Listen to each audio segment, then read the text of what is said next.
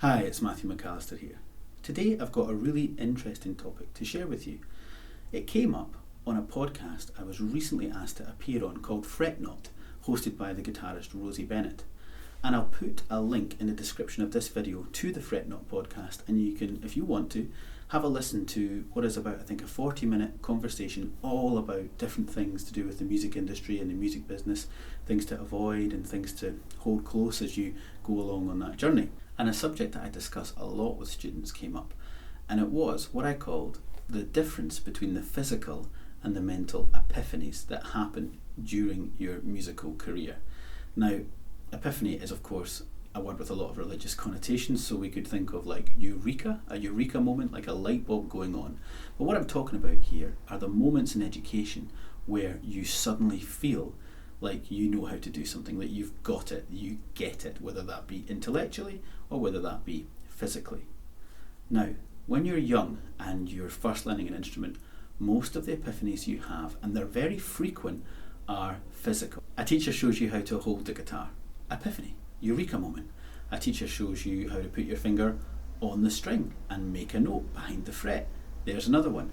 You explore Ponticello, it's very physical. You explore Tasto, again, a physical epiphany. You're learning very fast.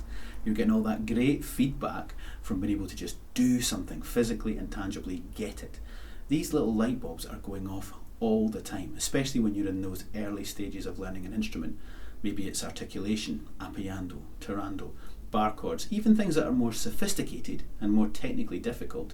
You're still physically trying them and you're getting all that feedback. Flash forward a few years and we're faced with the more intellectual epiphanies.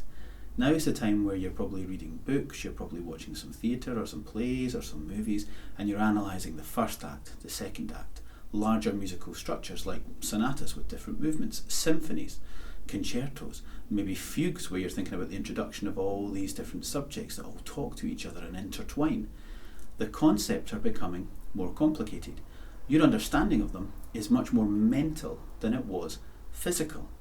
So now we come to the instrument and we understand how something should sound or how we want it to sound.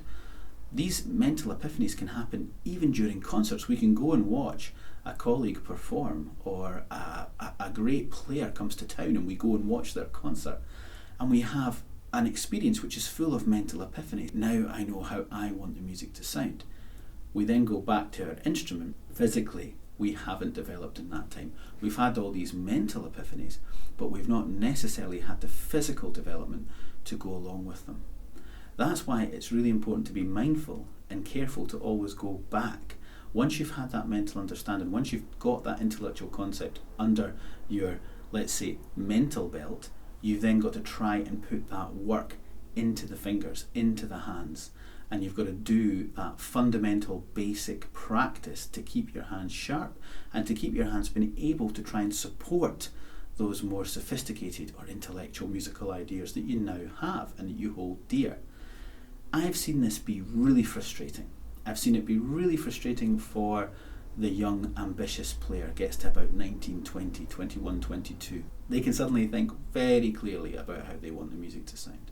They are comparing it and giving it context, which is maybe from the books that they're reading, from the other concerts that they're going to see, from the type of career they want to have, the type of artist they want to become.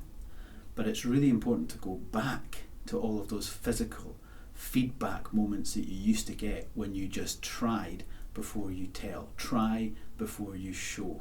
I see this being very frustrating for the older amateur adult learner who wants to understand the concept, and the concept is something that's actually part of their interest as a hobby. And of course then if they can't get that to speak because the hands are letting that down a little bit, that's where we've got to try and put not the brakes on, but we've got to try and contextualise and show the perspective of all of that knowledge coming together. What it comes down to is trying to get the best music out of yourself and trying to get all those ideas, no matter how sophisticated they are, to come across to the public that you are trying to play for, or indeed, even if you're just playing for yourself. But what's got to back that up at the end of the day is what your hands can do and your fingers can do, and that control that you have on the instrument. So that's why it's so important to balance the physical with the mental.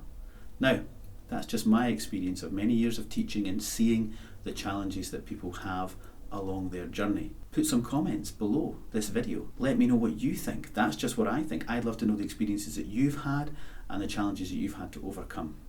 Good luck. See you next time.